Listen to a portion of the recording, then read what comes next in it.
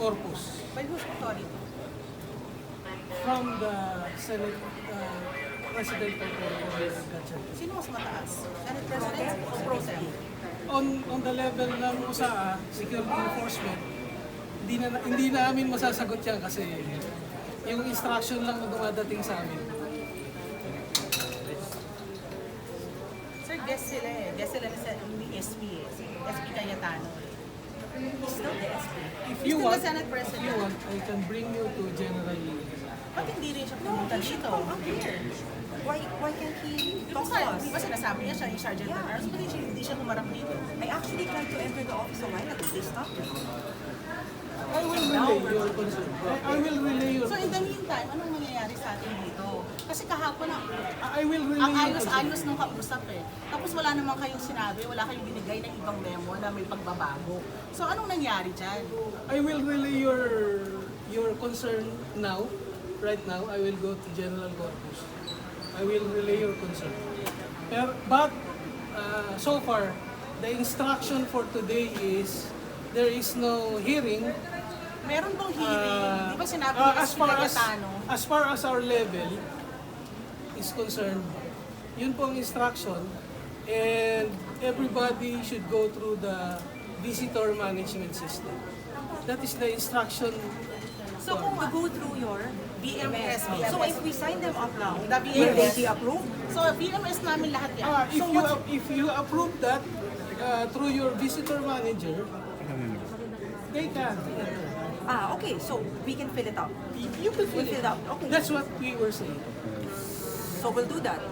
Yes.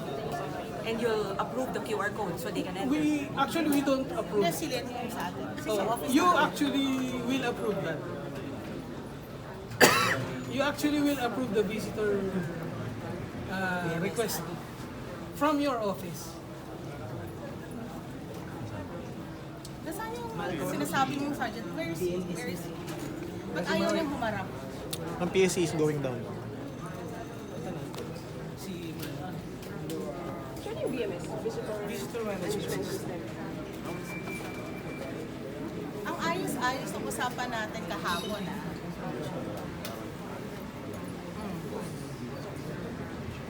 nasaan mo?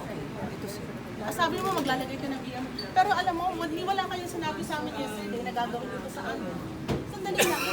Ang ayos-ayos ng usap, hindi mo alam lahat. So hindi nyo alam ang nangyayari sa Senate. So, ang instruction lang naman is everybody should go through the visitor management system as guest of any senator actually. If approved by the visitor manager of any particular office coming to the Senate, kung approved ng visitor manager ng any office in the Senate, papayagan na niya. Ayan po. Lahat naman tayo ng Senator Cayetano, Senator Pia. Ayan, papunta mga ka-partners dito sa...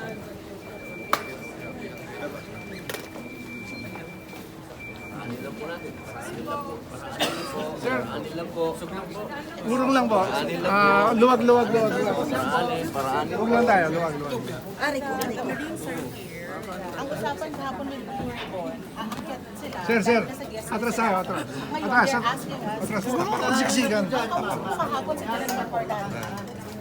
Parang visitor management system. Pero Jo. kahapon, ang usapan, talagang dapat, nandun lang sila sa guest list. Nasa guest list natin sila eh. They're my guests. You have their names. Have you given their names? Asan yung guest ko? Asan po yung mga guests ko? Andyan, si Andyan po sa So, they're here na. So, sinusunod ko yung mga guests. Sila.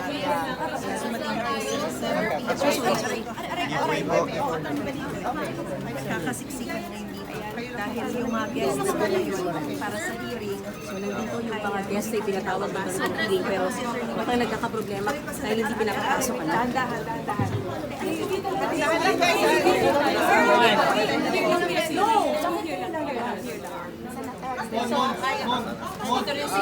Buds. si Senator Robin, Senator Tia, nandito si Attorney Baligot.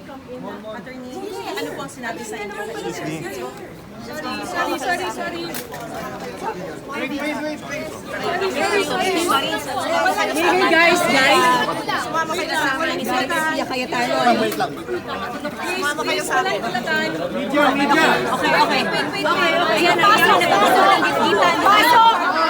Dahil pasok! Walang gagawin. Walang gagawin.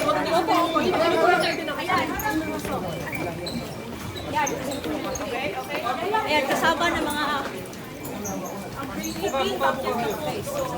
nakapasok yung mga meeting members na kasama sa guest. So for the Blue Ribbon Committee, at sinabi oh my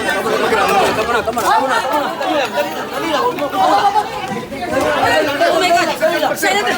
Subject, sir. Malaki yung respeto namin sa'yo, sir. Jorge Rimulya at Pilipino!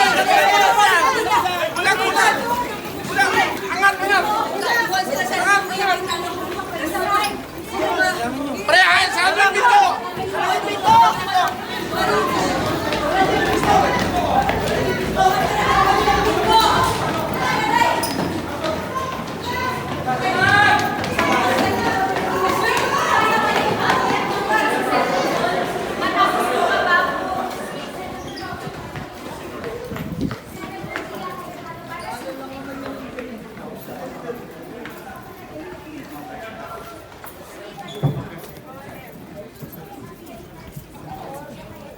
Sir, pasok nyo.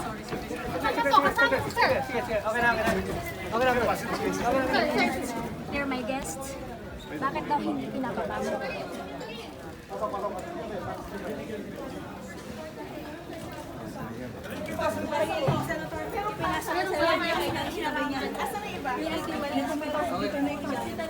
Hinarang siya.